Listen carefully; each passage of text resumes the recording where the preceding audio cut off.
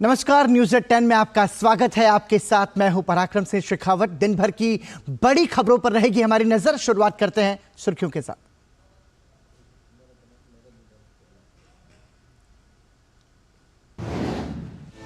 प्रधानमंत्री नरेंद्र मोदी आज लक्षद्वीप को 1150 करोड़ की विकास परियोजनाओं की देंगे सौगात। सबमरीन ऑप्टिक फाइबर केबल, स्वच्छ पेयजल, सौर ऊर्जा से जुड़ी योजनाओं की करेंगे शुरुआत।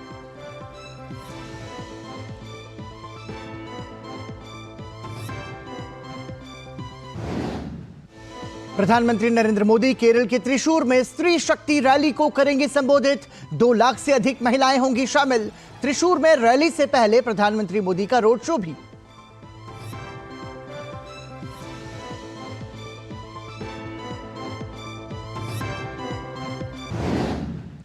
अडानी हिंडनबर्ग मामले में सुप्रीम कोर्ट आज सुनाएगा फैसला। शीर्ष अदालत ने मामले में नवंबर में सुरक्षित रखा था फैसला।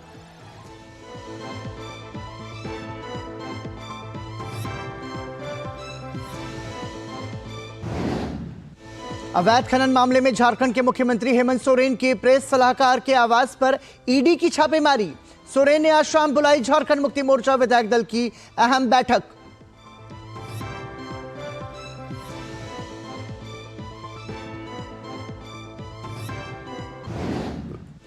सुखदेव सिंह गोगामेड़ी की हत्या के मामले में जांच जारी। राष्ट्रीय जांच एजेंसी हरियाणा और राजस्थान में 31 स्थानों पर ले रही है तलाशी। मामले में अब तक 4 लोग किए जा चुके हैं गिरफ्तार।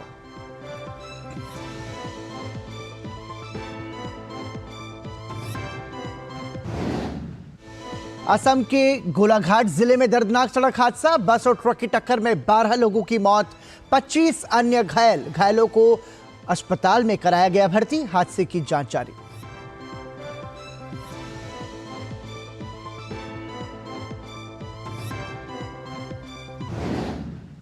आज भारत की पहली महिला शिक्षक सावित्रीबाई फूले और अपने शौर्य से अंग्रेजों के दांत खट्टे करने वाली रानी वेलु नाचियार की जयंती। राष्ट्र के प्रति दोनों का योगदान अमूल्य। प्रधानमंत्री नरेंद्र मोदी ने दी श्रद्धांजलि।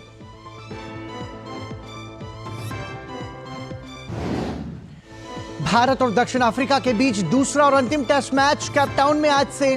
पहले टेस्ट में हार के बाद सीरीज में बराबरी करने के इरादे से उतरेगी टीम भारत।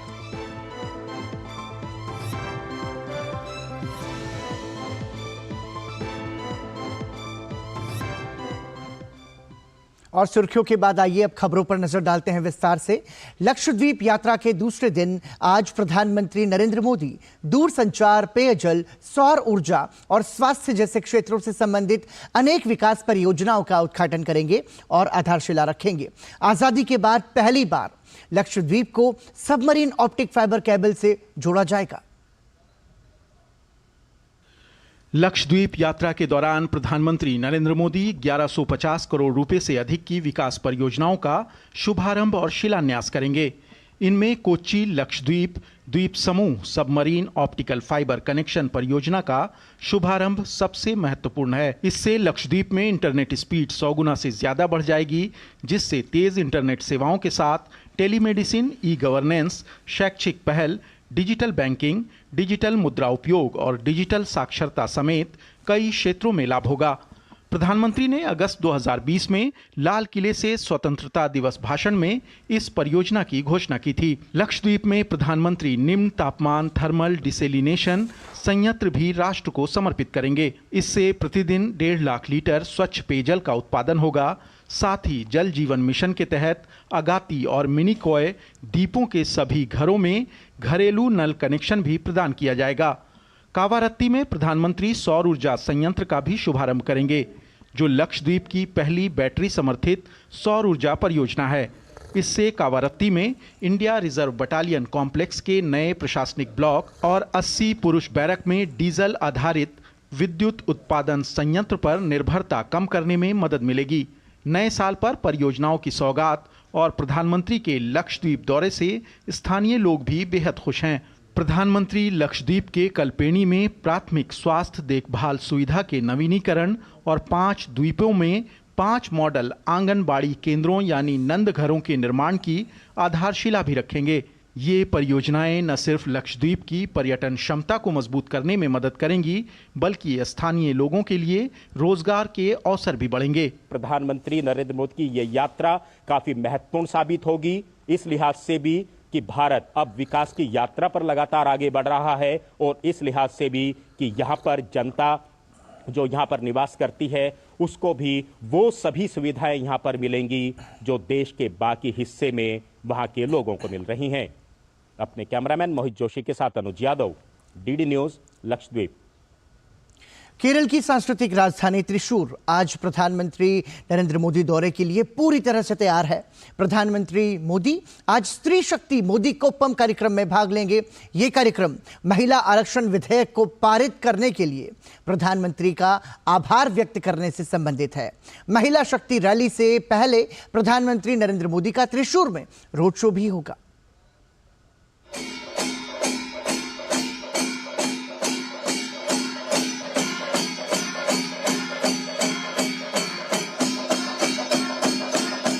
यह थेकिनाडु मैदान इतिहास रचने के लिए पूरी तरह तैयार है, क्योंकि केरल की 2 लाख से अधिक महिलाएं प्रधानमंत्री का स्वागत करने के लिए एकत्रित होंगी और महिला आरक्षण विधेयक के पारित होने पर उन्हें सम्मानित करेंगी, जो सशक्त बनाता है।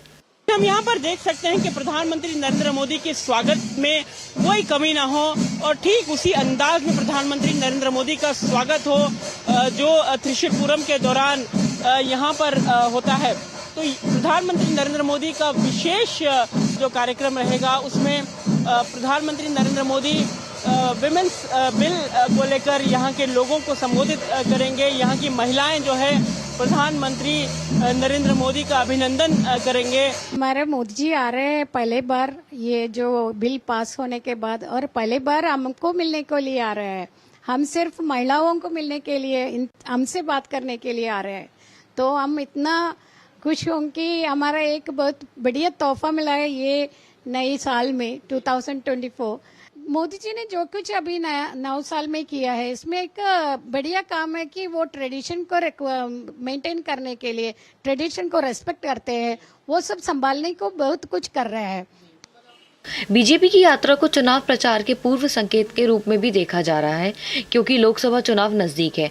त्रिशूर में बीजेपी की अच्छी उपस्थिति है और उसे राज्य में 20 में से 6 सीटों पर लक्ष्य हासिल होने की उम्मीद है।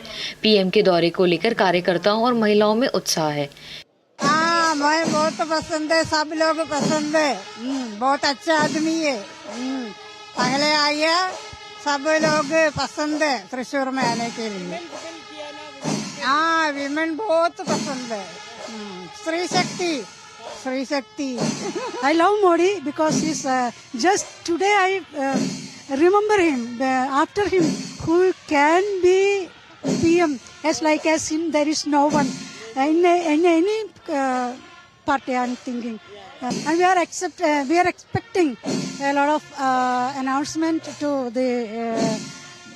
To grow, to support the growth of women in Kerala. It's what he is doing is good, and it's going to bring a lot of youngsters to come up to the front stage and just tell their opinions on it. And women are going to be more ahead of, like men and women together.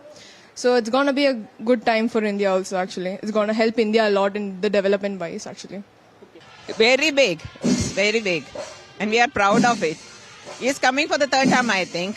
And so we are very happy. We are proud to be with him. We'll be able to see him. That's all. We are waiting for him. That's all. This Prime Minister have in fact stepped the foot into the scene of women empowerment in real. It's not in talk anymore. We are getting the responses, or we are getting the benefits of the real women empowerment when the most powerful leader of India really step into the action. It's not in the words anymore. Bhajpa कार्यकर्ताओं ने पूरे शहर में त्रिशूल लफ्ज मोदी के poster लगाए हैं और जब नगर निगम ने पोस्टर हटाए तो उन्हें विरोध करना पड़ा। कार्यक्रम स्थल के आसपास और उन इलाकों में भी भारी सुरक्षा तैनात की गई है जहां से पीएम का रोड शो गुजरेगा। नारी शक्ति अभिनंदन अधिनियम जो है वो प्रधानमंत्री नरेंद्र मोदी की तरफ से एक तोहफा है तमाम महिलाओं के लिए, ताकि उन्हें सशक्त किया जाए और यहाँ पर खासकर केरला में जहाँ पर ज्यादा से ज्यादा महिलाएं लिटरेसी रेट के लिए जानी जाती हैं। तो ये जो महिला आरक्षण बिल है, इसके बाद महिलाओं में काफी उम्मीद जगी है और तमाम महिलाएं जो है इस उम्मीद के साथ आगे बढ़ना चाहते हैं कि देश के प्रधानमंत्री नरेंद्र मोदी ने उनके लिए एक उज्जवल भविष्य की तैयारी की है, उनके लिए एक उज्जवल भविष्य की योजना बनाई है, एक बिल को पारित किया है। और यही कहते हुए यहाँ पर 2 लाख से ज्यादा महिलाएं प्रधानमंत्री नरेंद्र मोदी का जो भाषण है, संबोधन है, उसे सुनने के लिए यहाँ पर पहुंचेंगे और इस दौरान प्रधानमंत्री नरेंद्र मोदी का अभिनंदन भी करेंगे। ऐसे में प्रधानमंत्री नरेंद्र मोदी का यहाँ आना, यहाँ बीजेपी के कार्यकर्ताओं का जोश जो है 2 गुना करता है और खासकर महिलाओं का जोश और उत्साह और बढ़ गया है। कैमरामैन भीम के साथ आयशा खानम, डीडी न्यूज त्रिशूर। तो केरल के त्रिशूर में आज प्रधानमंत्री नरेंद्र मोदी स्त्री शक्ति मोदी कोप्पम कार्यक्रम को संबोधित करेंगे। इसी के साथ न्यूज 10 में फिलहाल रुक रहे हैं एक ब्रेक के लिए। बने रहिए डीडी न्यूज के साथ। तुझे तगड़ा इंसेंटिव मिला है, क्या प्लान है? सोच रहा हूँ गवर्नमेंट सिक्योरिटीज में इन्वेस्ट करूं। बिल्कुल सही सोच रहे हैं आप। अब गवर्नमेंट सिक्योरिटीज में इन्वेस्ट करना आसान हो गया है। पर कैसे? आरबीआई रिटेल डायरेक्ट स्कीम में बिना ब्रोकर के आप इन्वेस्ट कर सकते हैं और आपको आपकी पूंजी पर मिलेगी रिटर्न्स। आरबीआई पोर्टल पर जाइए, मुफ्त में अकाउंट खोलिए और अपने बैंक खाते से सीधे पैसे इन्वेस्ट कीजिए। सुरक्षित, आसान। रिटायरमेंट के बाद मैं भी यही इन्वेस्ट करूंगा। बहुत सही कह रहे हैं आप। आरबीआई कहता है जानकार बनिए, सतर्क रहिए। तुम्हें पता है इन्वेस्टर्स के लिए एक इन्वेस्टर प्रोटेक्शन फंड होता है, IPF। लेकिन अगर तुम्हारा ट्रेड एक्सचेंज पर एग्जीक्यूट नहीं हुआ या फिर कोई गारंटीड रिटर्न्स वाली स्कीम है तो ये IPF आपकी मदद नहीं कर सकता है। और अगर आपका ब्रोकर ही डिफॉल्टर बन जाए तो फिर IPF आपको कॉम्पेंसेशन दिला सकता है। कहाँ से सीखा? NSE की साइट पर। समझ कर इन्वेस्ट कर। मोदी सरकार की गारंटी, हर घर पहुंचेगा नल से जल। अब तक 13.5 करोड़ से अधिक नल कनेक्शन। हमारा संकल्प विकसित भारत। मेरे पास ऑलमोस्ट सभी तरीके के कस्टमर्स आते हैं जो छोटा कारोबार करते हैं, दुकान वाले हैं, हाउसवाइफ्स हैं। तो वो लोग समझते हैं इस चीज़ को कि आज वो वर्किंग हैं, कल को जब वो वर्किंग नहीं रहेंगे तो उस कंडीशन पे उनका क्या होगा। तो इसीलिए रिटायरमेंट प्लान हमें पहले से ही लेना चाहिए कि हम अपने ओल्ड एज पर आकर उस रिटायरमेंट प्लान का फ़ायदा उठा सकें। अपने बेहतर कल को सुनिश्चित करने के लिए NPS ज़रूरी है। दादी, आज भी आपकी चाय की दुकान बंद थी? 1 महीने से बीमार हूँ, काम बंद और इलाज का खर्चा अलग। आयुष्मान कार्ड नहीं बनवाया? नाम सुना है, कहाँ बनवाना है, कैसे बनवाना है, इस उम्र में भाग दौड़। कार्ड अभी बन जाएगा। आयुष्मान ऐप पर जाकर अपना या परिवार के सदस्य का नाम लाभार्थी सूची में ढूंढें, आधार, OTP या फेस ऑथ द्वारा ऑथेंटिकेट करें, डिटेल्स भरें। अब मोबाइल से फोटो खींचकर अपलोड करें। बन गया। अब ठीक होकर अपने हाथ की चाय पिला दो। और एक प्रकार से PM जय अब गरीबों की जय बन गई है। 5 लाख तक के मुफ्त उपचार की गारंटी, स्वास्थ्य का वरदान आयुष्मान। एक बार फिर आपका स्वागत। आप देख रहे हैं समाचार। अडानी ग्रुप की कंपनियों को लेकर हिंडनबर्ग रिपोर्ट में लगाए गए आरोपों से जुड़ी याचिकाओं पर सुप्रीम कोर्ट आज फैसला सुनाएगा। इससे पहले सुनवाई के दौरान सुप्रीम कोर्ट टिप्पणी कर चुका है कि इस मामले में सेबी की जांच रिपोर्ट और एक्सपर्ट कमेटी की निष्पक्षता पर उसे कोई संदेह नहीं है और हिंडनबर्ग रिपोर्ट कोई अंतिम सत्य नहीं है। 24 नवंबर को सुप्रीम कोर्ट ने अडानी समूह की कंपनियों के खिलाफ अपनी कंपनी के शेयरों के दामों से छेड़छाड़ के हिंडनबर्ग रिसर्च के आरोपों की अदालत की निगरानी में जांच की मांग वाली जनहित याचिकाओं पर फैसला सुरक्षित रख लिया था। वहीं अवैध खनन मामले में झारखंड के मुख्यमंत्री हेमंत सोरेन के प्रेस सलाहकार अभिषेक प्रसाद उर्फ पिंटू के आवास पर ईडी की छापेमारी जारी है। अभिषेक प्रसाद के आवास और साहिबगंज उपायुक्त के आवास समेत 12 ठिकानों पर तलाशी ली जा रही है। उधर झारखंड के मुख्यमंत्री हेमंत सोरेन भी प्रवर्तन निदेशालय के निशाने पर हैं। ईडी सोरेन को 7 समन जारी कर चुकी है, लेकिन एक बार भी वो ईडी के सामने पेश नहीं हुए हैं। इस बीच आज हेमंत सोरेन ने मुख्यमंत्री आवास पर झारखंड मुक्ति मोर्चा विधायक दल की बैठक बुलाई है। इसकी अध्यक्षता खुद मुख्यमंत्री हेमंत सोरेन करेंगे। झारखंड में मुख्यमंत्री चेहरा बदलने को लेकर अटकलें लगाई जा रही हैं। भाजपा ने दावा किया कि वर्तमान मुख्यमंत्री अपनी पत्नी को मुख्यमंत्री बना सकते हैं। दरअसल झारखंड में भू माफियाओं ने अवैध तरीके से जमीन के मालिकाना हक में बदलाव किया और पूरी जमीन हड़प ली है। ईडी मामले की जांच कर रही है। मामले में अभी तक 14 लोगों को गिरफ्तार किया जा चुका है।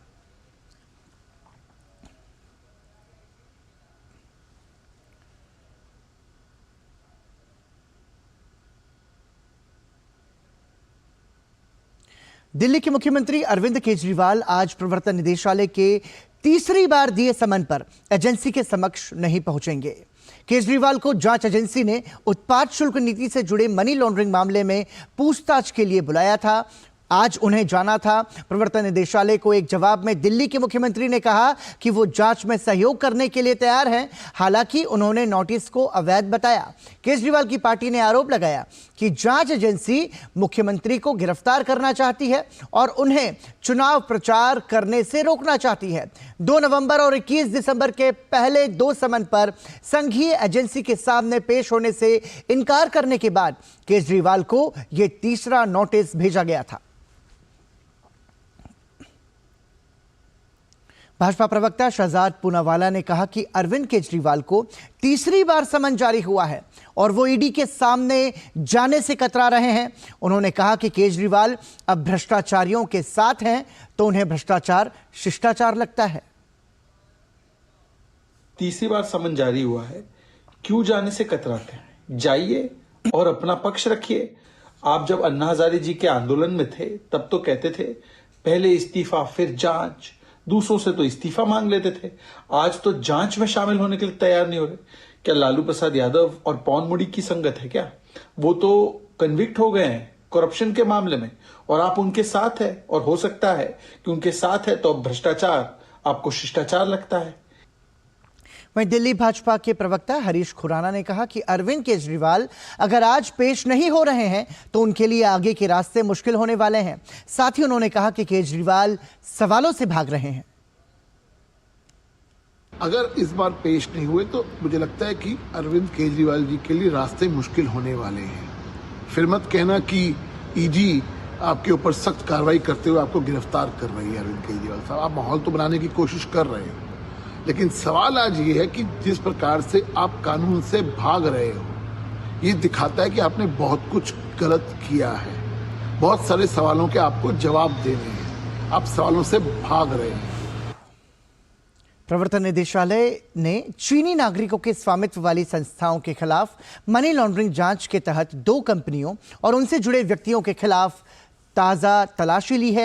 एजेंसी के अनुसार ये कंपनियां और संबंधित लोग मोबाइल फोन ऐप्स के माध्यम से पैसे उधार देते हैं और बाद में उधारकर्ताओं के निजी विवरण हासिल कर उनको परेशान करने में शामिल होते हैं। संघीय एजेंसी ने कहा कि पिछले साल 21 दिसंबर को चीनी नागरिकों के स्वामित्व और नियंत्रण वाले Shinebay technology India private limited, Ampere services private limited और अन्य के खिलाफ दिल्ली, एनसीआर, चंडीगढ़, हरियाणा, पंजाब और गुजरात में 19 स्थानों पर तलाशी ली गई थी। इस तलाशी अभियान के दौरान 1 करोड़ 30 लाख रुपए जब्त किए गए थे। एजेंसी ने कहा कि विभिन्न आपत्तिजनक दस्तावेज और डिजिटल रिकॉर्ड भी बरामद और जब्त किए गए थे।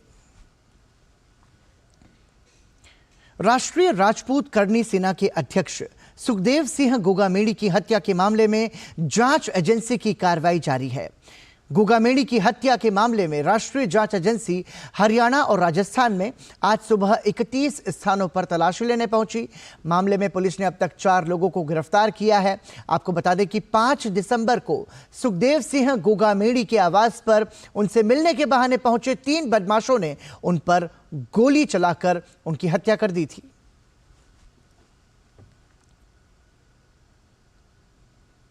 ज्ञानवापी की एएसआई सर्वे रिपोर्ट सार्वजनिक करने पर वाराणसी के जिला अदालत आज सुनवाई करेगी। ज्ञानवापी परिसर का सर्वे कोर्ट के आदेश पर एएसआई ने किया था और एएसआई ने लिफाफा बंद रिपोर्ट कोर्ट को सौंपा था। इस रिपोर्ट को पाने के लिए हिंदू पक्ष ने अपील की है, जिस पर जिला अदालत आज सुनवाई करेगी, क्योंकि मुस्लिम पक्ष इसका विरोध कर रहा है। ज्ञानवापी परिसर का जो 92 दिन सर्वे हुआ था, उस सर्वे की रिपोर्ट दाखिल की जा चुकी है। चूँकि बंद लिफाफे में पूरी सर्वे रिपोर्ट दाखिल हुई है। हम लोगों का मांग था, प्रार्थना पत्र था, चूँकि सुप्रीम कोर्ट ने भी ये मामला सुना था और सुनने के बाद आदेश दिया था, निर्देश दिया था कि आप इसको बंद लिफाफे में आप दाखिल नहीं करेंगे। तो ये मांग हम लोगों की थी कि इसको खुले जो है लिफाफे में बंद न किया जाए, खुले तौर पे इसको जो है दाखिल किया जाए। और चूँकि मुस्लिम पक्ष का भी एक प्रार्थना पत्र था कि इसको बंद लिफाफे में ही रखा जाए और सीक्रेट रूप से इससे सुनवाई हो, पब्लिक डोमेन में इसको प्रसारित न किया जाए। इसका विरोध हम लोगों ने किया था। इस पर सुनवाई आज होनी है। छत्तीसगढ़ के मुख्यमंत्री विष्णुदेव साय ने 22 जनवरी को अयोध्या में आयोजित होने वाले रामलला के प्राण प्रतिष्ठा समारोह के अवसर पर छत्तीसगढ़ राज्य में शुष्क दिवस यानी कि ड्राई डे घोषित किया है। उन्होंने बताया कि छत्तीसगढ़ भगवान श्री राम का ननिहाल है। पूरे राज्य में समारोह को लेकर खुशी का माहौल है। साथ ही रामलला के भोग के लिए छत्तीसगढ़ से किसान संघ की ओर से सब्जियों की खेप अयोध्या रवाना की जाएगी। इसके पहले राइस मिलर्स के सहयोग से रामलला के भोग के लिए छत्तीसगढ़ से 300 मीट्रिक टन सुगंधित चावल अयोध्या भेजा गया है। 22 जनवरी को पूरा उत्सव का वातावरण पूरे प्रदेश के अंदर रहेगा।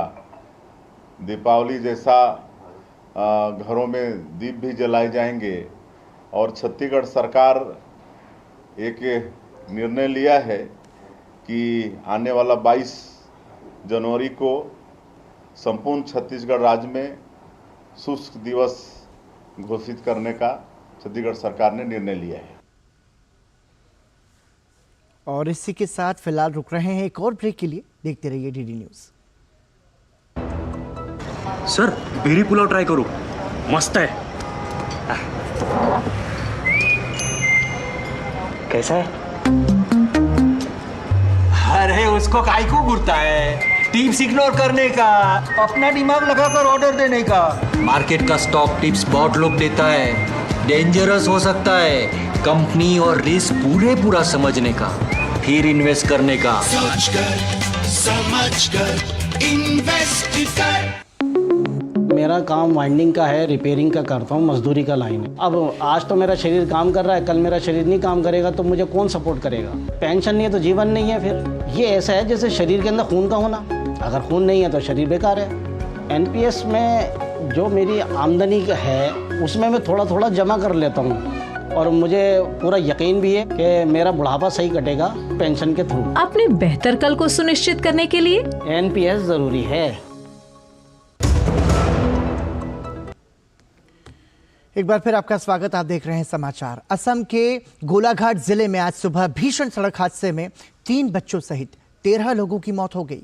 जानकारी के अनुसार गोलाघाट से पिकनिक यात्रा पर लगभग 40 यात्रियों को ले जा रही एक बस और मार्गरीटा से आ रहे एक ट्रक की डेरगांव इलाके के पास जोरदार टक्कर हुई।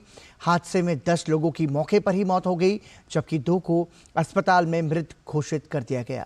हादसे में घायल लोगों को जोरहाट मेडिकल कॉलेज अस्पताल में भर्ती कराया गया है। फिलहाल पुलिस घटनास्थल पर पहुंच चुकी है।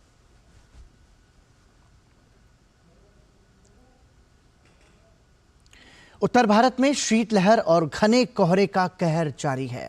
मौसम विभाग ने बताया कि पूर्वी उत्तर प्रदेश, पश्चिमी मध्य प्रदेश और बिहार में कुछ स्थानों पर अत्यधिक घना कोहरा छाया रहा। राष्ट्रीय राजधानी दिल्ली भी शीतलहर की चपेट में है। आज सुबह कई स्थानों पर घना कोहरा रहा। वायु गुणवत्ता भी अत्यधिक खराब श्रेणी में बनी हुई है। आज सुबह 7 बजे वायु गुणवत्ता सूचकांक 332 रिकॉर्ड किया गया। उत्तर रेलवे ने कोहरे के कारण 26 रेलगाड़ियों के विलंब से चलने की सूचना दी है। मौसम विभाग के महानिदेशक मृत्युंजय महापात्रा ने कहा कि जनवरी से मार्च महीने के दौरान उत्तर भारत में वर्षा सामान्य रहने की संभावना है।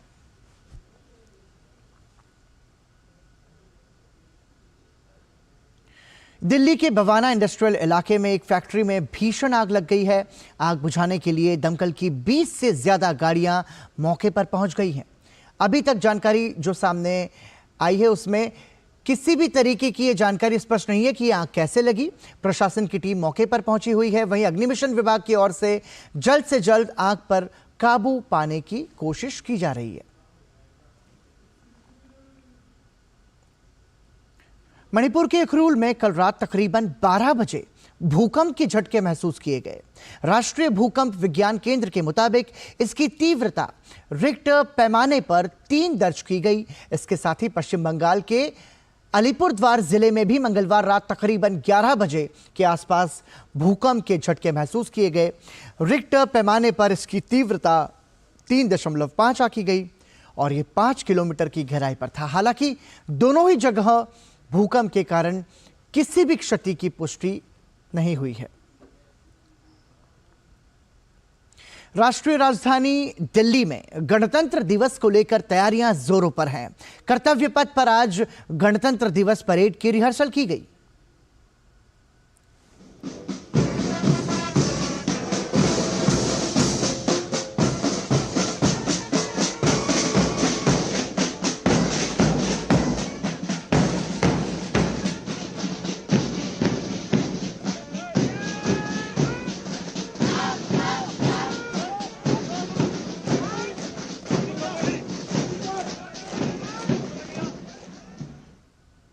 स्टैंड आर्टिस्ट बाबू एडकुन्नी ने रेत से प्रधानमंत्री नरेंद्र मोदी की 51 फीट ऊंची अनोखी पेंटिंग बनाई है। इस पेंटिंग की खास बात यह है कि इसे बनाने में गुजरात सहित 51 क्षेत्रों की रेत का उपयोग किया गया है। प्रधानमंत्री नरेंद्र मोदी की इस पेंटिंग पर सेल्फी लेते हुए लोग काफी उत्सुक नजर आए।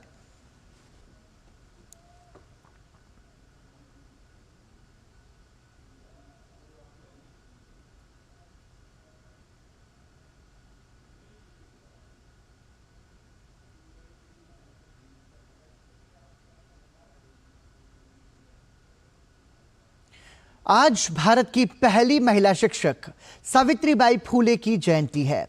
सावित्रीबाई फूले का जन्म महाराष्ट्र के सतारा जिले के नया गांव में एक दलित परिवार में 3 जनवरी 1831 को हुआ था।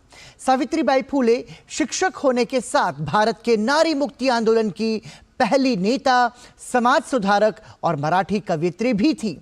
इन्हें बालिकाओं को शिक्षित करने के लिए समाज का कड़ा विरोध झेलना पड़ा था। सावित्रीबाई ने 3 जनवरी 1848 में पुणे में अपने पति के साथ मिलकर विभिन्न जातियों की 9 छात्राओं के साथ महिलाओं के लिए पहले स्कूल की स्थापना की। 1 वर्ष में सावित्रीबाई और महात्मा फूले 5 नए विद्यालय खोलने में सफल हुए। तत्कालीन सरकार ने उन्हें सम्मानित भी किया था।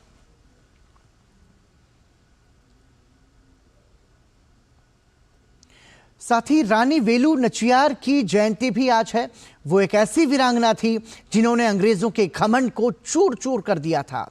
रानी अंग्रेजों से जंग लड़ी पूरी वीरता के साथ रानी ने और जीती भी। उनका जन्म 1730 में रामनाथ साम्राज्य में हुआ था। रानी वेलू के शौर्य से अंग्रेज घबराते थे। उनके हौसलों के आगे अंग्रेजों की एक नहीं चली और उन्हें शिवगंगा छोड़ने के लिए मजबूर होना पड़ा। रानी वेलू नाचियार ने 1789 तक शिवगंगा साम्राज्य पर शासन किया। सावित्रीबाई फूले और रानी वेलू नाचियार को उनकी जयंती पर प्रधानमंत्री नरेंद्र मोदी ने श्रद्धांजलि दी है। प्रधानमंत्री ने अपने सोशल मीडिया प्लेटफॉर्म एक्स पर लिखा, सावित्रीबाई फूले और रानी वेलू नाचियार को उनकी जयंती पर श्रद्धांजलि। इन दोनों ने अपनी करुणा और साहस से समाज को प्रेरित किया। हमारे राष्ट्र के प्रति उनका योगदान अमूल्य है। हाल ही में मन की बात के दौरान हमने उन्हें इस तरह श्रद्धांजलि दी।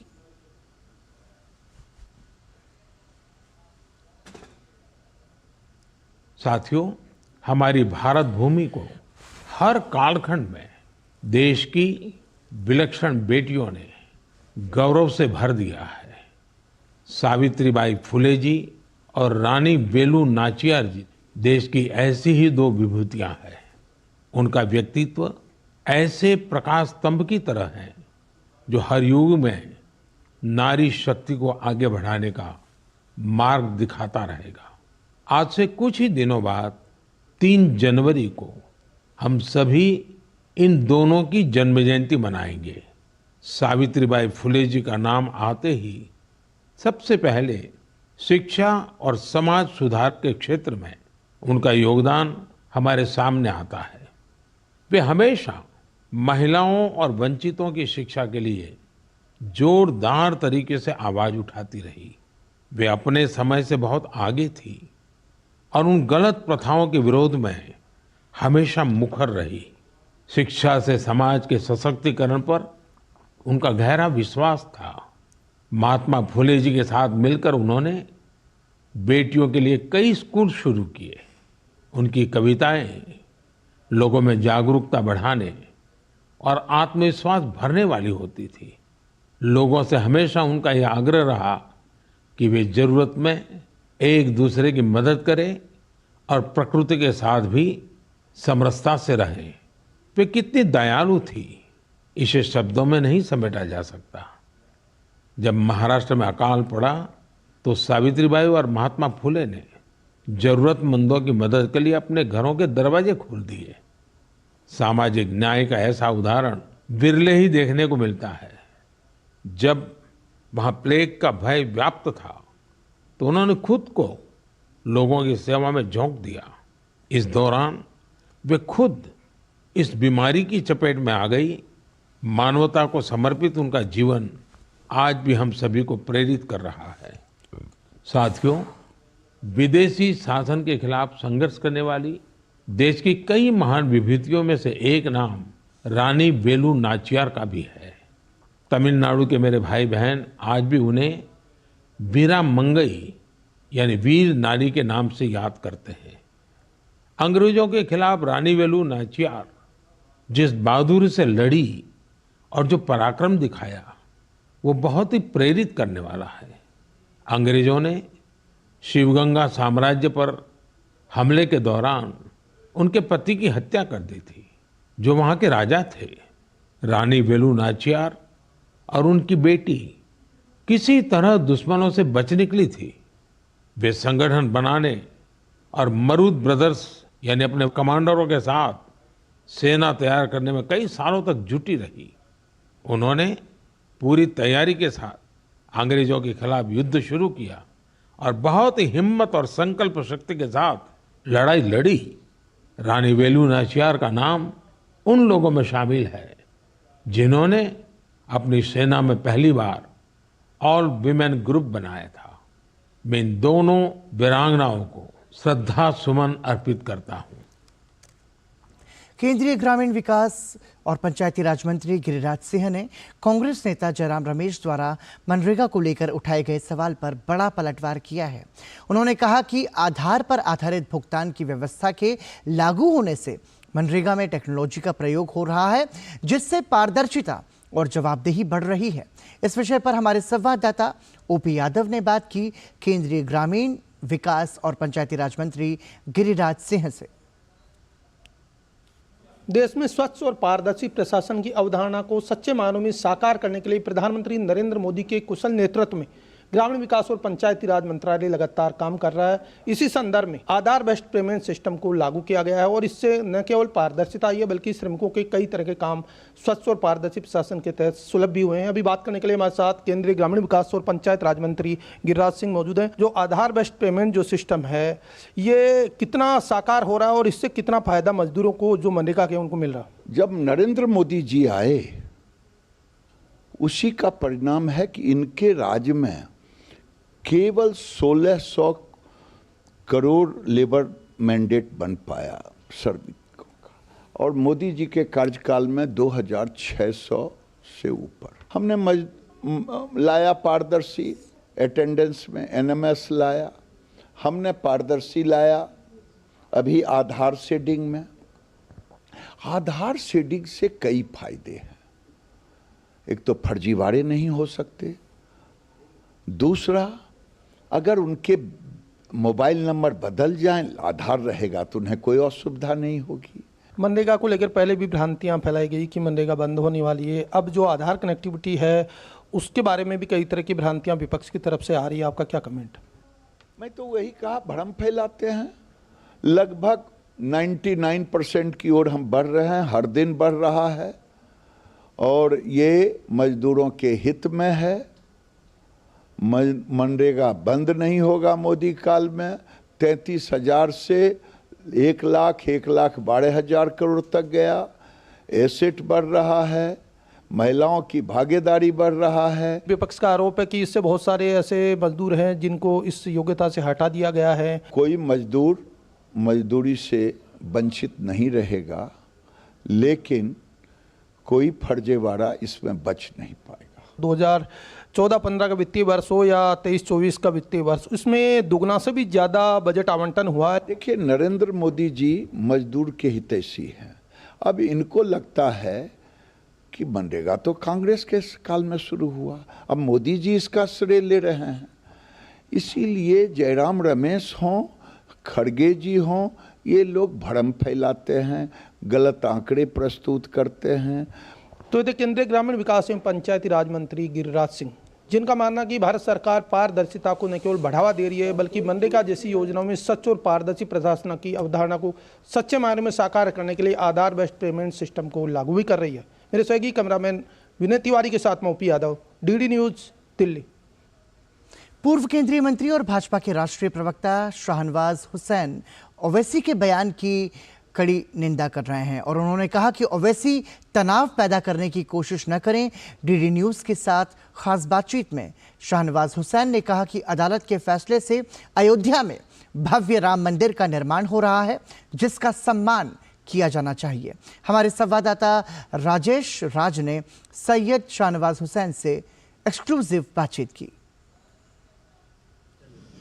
एक तरफ अयोध्या में श्री राम का भव्य मंदिर बन रहा है तो वहीं दूसरी तरफ ओवैसी मस्जिद को बचाने की अपील कर रहे हैं। हमारे साथ इस मुद्दे पर बातचीत करने के लिए पूर्व केंद्रीय मंत्री और भारतीय जनता पार्टी के राष्ट्रीय प्रवक्ता सैयद शाहनवाज हुसैन हैं। शाहनवाज साहब, कैसे देखते हैं ओवैसी के बयान को, वो जिस तरीके की बातें कर रहे हैं? देखिए, असदुद्दीन ओवैसी साहब को ये यकीन हो गया है कि जैसे उनकी पार्टी का नाम कुल हिंद मजलिस इत्तेहादुल मुस्लिमीन है तो पूरे हिंदुस्तान के मुस्लिम उनके मेंबर हो गए हों या उनको कोई कायद और नेता मान रहे हों। किस तरह की बयानबाजी कर रहे हैं? कोई मस्जिद भी कोई छीन नहीं सकता, कहीं पर कोई मस्जिद छीनी नहीं जा रही। अयोध्या में जो निर्णय हुआ वो अदालत का फैसला था और मुस्लिम पक्ष ने भी कहा था कि जो अदालत का, सुप्रीम कोर्ट का फैसला होगा वो हम लोग मानेंगे और अदालत के फैसले के बाद वो भव्य राम मंदिर बन रहा है। तो उस पर उनको तनाव नहीं पैदा करना चाहिए, उनको इस तरह की बयानबाजी नहीं करनी चाहिए, उनको हिंदू और मुसलमान के अंदर इस तरह का तनाव पैदा करके अपनी राजनीतिक रोटी नहीं सेकनी चाहिए। गलत बयान दे रहे हैं, इस तरह के बयान की मैं घोर निंदा करता हूँ। हम लोग जब छोटे थे तो नारे लगते थे कि सौगंध राम की खाते हैं, मंदिर वहीं बनाएंगे। विपक्ष के लोग कहते थे कि भाजपा लेकिन तिथि नहीं बताएंगे। गृहमंत्री ने कहा कि हम जनवरी में 24 में मंदिर जो है वो लोकार्पण करेंगे। ये जो विपक्ष के नेता हैं, चाहे आरजेडी के नेता बैनर लगा रहे हों या उदित राज बयान दे रहे हों, तो ये लोग बयान देंगे। ये लोग बहुत बेचैन हैं, इनको लगता था ये कभी नहीं होगा और ये बन कैसे रहा है। अदालत का निर्णय आया और बनाने में सबने सहयोग किया। प्रधानमंत्री जी वहाँ पे जा रहे हैं उद्घाटन के लिए, इनके पेट में क्यों दर्द हो रहा है विपक्षी एनडीए अलायंस वालों के। चलिए, बहुत शुक्रिया। सैयद शाहनवाज हुसैन जो भारतीय जनता पार्टी के वरिष्ठ नेता हैं, उनका साफ कहना है कि मंदिर का निर्माण अदालत के फैसले से हो रहा है, विपक्ष को पेट में दर्द नहीं होना चाहिए। कैमरामैन विनय तिवारी के साथ राजेश राज, डीडी न्यूज़, दिल्ली। पूंजी बाजार नियामक सेबी ने किसी निवेशक की मृत्यु के मामले में केवाईसी पंजीकरण एजेंसी के माध्यम से रिपोर्टिंग और सत्यापन के लिए एक केंद्रीकृत तंत्र बनाया है। नया तंत्र 1 जनवरी 2024 से लागू हो गया है। जब भी किसी निवेशक की मृत्यु का मामला सामने आता है तो उनके परिजनों या नॉमिनी को उस निवेशक के शेयर प्राप्त करने के लिए काफी मुश्किलों का सामना करना पड़ता है। लेकिन अब भारतीय प्रतिभूति और विनिमय बोर्ड यानी सेबी ने केवाईसी पंजीकरण एजेंसी के माध्यम से किसी निवेशक की मृत्यु की रिपोर्ट करने के लिए एक तंत्र पेश किया है। सेबी ने इसके लिए क्रियान्वयन मानदंड बनाए हैं, जिसमें विनियमित संस्थाओं और पंजीकृत मध्यस्थों के दायित्व शामिल हैं। उद्योग जगत ने इस तंत्र की सराहना करते हुए कहा है कि ये एक सही दिशा में उठाया गया कदम है। ग्रांट थॉर्नटन भारत के पार्टनर विवेक अय्यर ने कहा कि नियामक ग्राहक के लिए प्रक्रिया को काफी आसान बनाने पर ध्यान केंद्रित कर रहे हैं। SEBI's regulation on transfer of shares to a nominee in case of death of an investor is a step in the right direction. Retail participation in any country within the capital markets reflects their depth as well as the maturity of the capital markets, and making it operationally easy for retail investors helps in driving this particular agenda. The regulators of late have been focused significantly on making the process significantly easy from a customer standpoint. The focus of customer conduct and customer convenience has been the top regulatory agenda amongst all the regulators, and what we see from this SEBI regulation is actually reflective of the same theme and thought process that's been prevalent within the regulators' minds. किसी निवेशक की मृत्यु की सूचना मिलने पर संबंधित मध्यस्थ संस्था को पैन नंबर के साथ मृत्यु प्रमाण पत्र प्राप्त करना होगा। यदि वे मृत्यु प्रमाण पत्र प्राप्त करने की स्थिति में नहीं हैं, तो उन्हें नामांकित व्यक्ति को सूचित करना होगा कि मृत निवेशक की केवाईसी स्थिति को ऑन होल्ड के रूप में चिन्हित किया गया है और उन्हें संबंधित निवेशक का मृत्यु प्रमाण पत्र प्रस्तुत करना होगा। मृत्यु प्रमाण पत्र के सत्यापन के बाद संबंधित मध्यस्थ संस्था को सत्यापन के दिन ही केवाईसी पंजीकरण एजेंसी को एक केवाईसी संशोधन अनुरोध भेजना होगा कि निवेशक की मृत्यु की जानकारी प्राप्त हुई है। मृत्यु प्रमाण पत्र सत्यापित और संबंधित दस्तावेज भी अपलोड करना होगा। इसके अलावा मध्यस्थ संस्था को मृत निवेशक के खाते या फोलियो में सभी डेबिट लेन देन को ब्लॉक करना होगा। इस केंद्रीकृत तंत्र के साथ सेबी का लक्ष्य प्रतिभूति बाजार में पारदर्शिता बढ़ाना है, जिससे ये सुनिश्चित हो सके कि परिवारों को अपने सदस्य को खोने के बाद अधिक बाधाओं का सामना न करना पड़े। Bureau report, DD news. इसी के साथ समाचार में रुक रहे हैं एक और ब्रेक के लिए। देखते रहिए DD News. Sir, berry pulao try करो, मस्त है। कैसा है? अरे उसको काहे को घूरता है? टिप्स इग्नोर करने का, अपना दिमाग लगाकर ऑर्डर देने का। मार्केट का स्टॉक टिप्स बहुत लोग देता है, डेंजरस हो सकता है। कंपनी और रिस्क पूरा समझने का, फिर इन्वेस्ट करने का। सोच कर समझ कर इन्वेस्ट कर। एक बार फिर आपका स्वागत। आप देख रहे हैं समाचार और आइए अब बात करते हैं विकसित भारत संकल्प यात्रा की।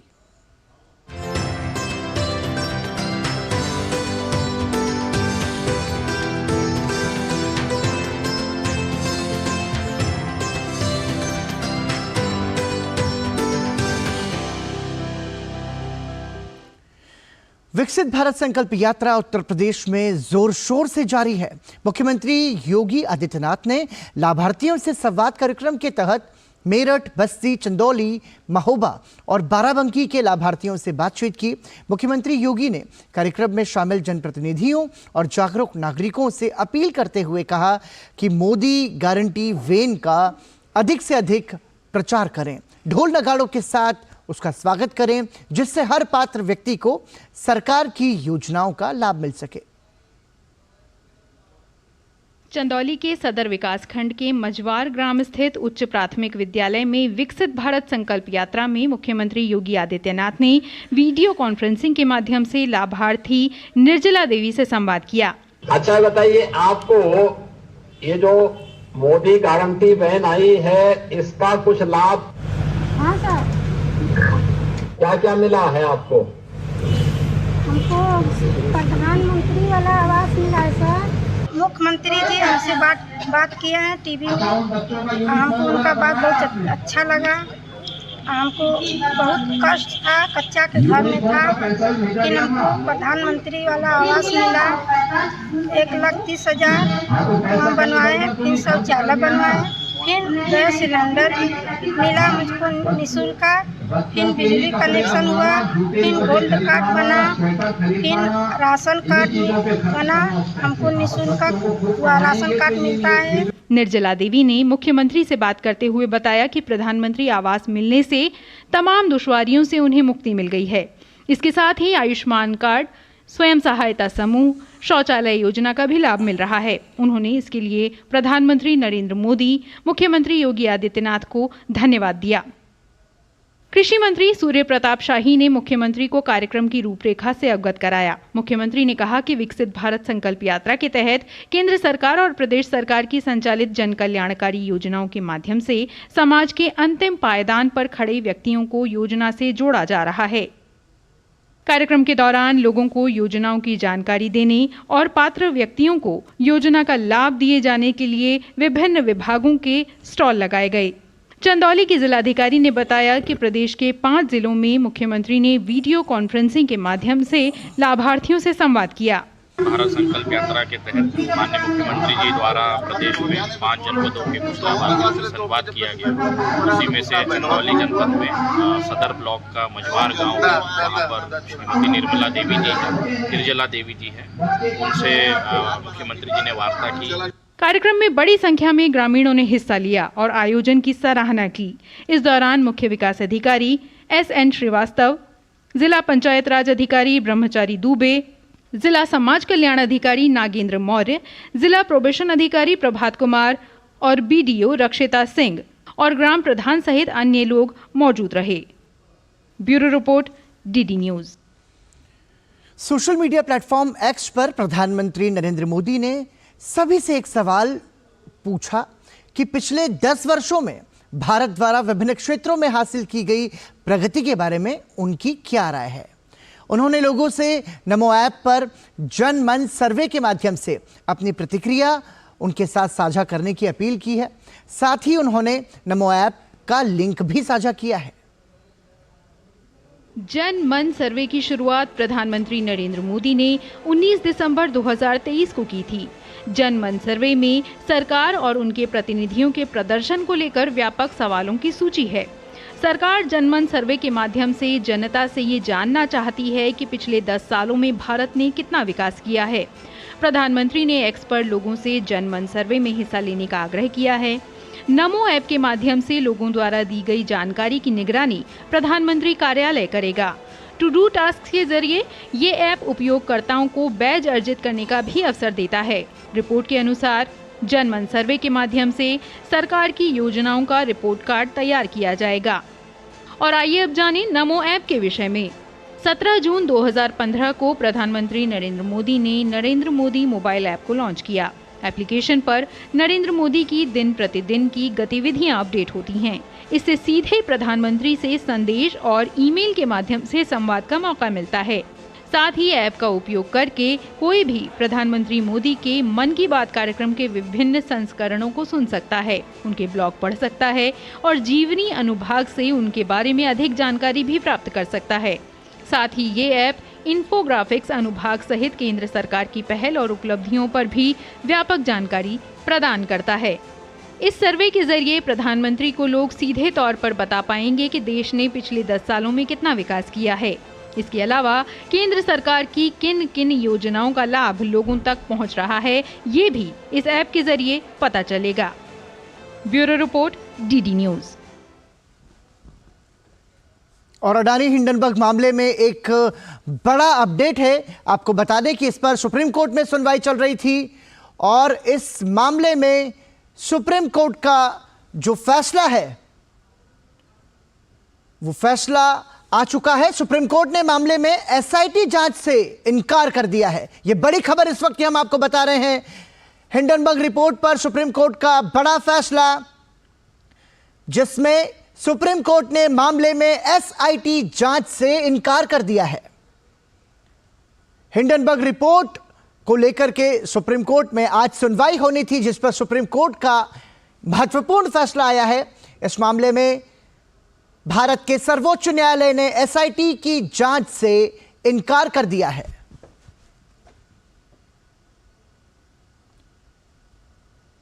सुप्रीम कोर्ट का कहना है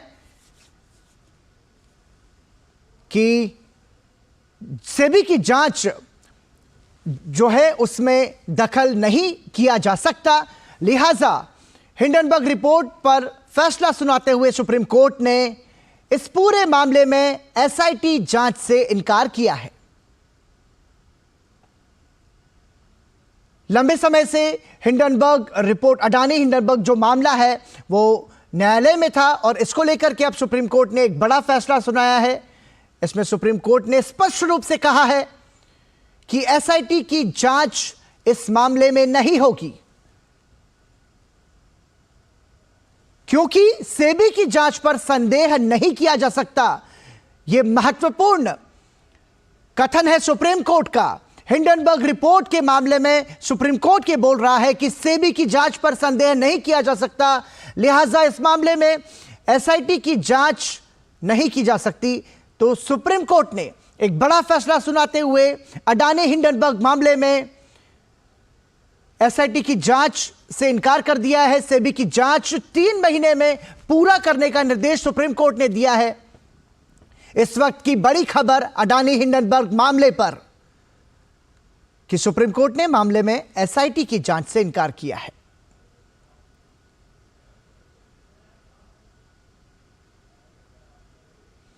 सुप्रीम कोर्ट का सीधे तौर पर कहना है कि सेबी की जांच पर संदेह नहीं किया जा सकता और सेबी की जांच को 3 महीने में पूरा करने का निर्देश भी सुप्रीम कोर्ट ने दिया है।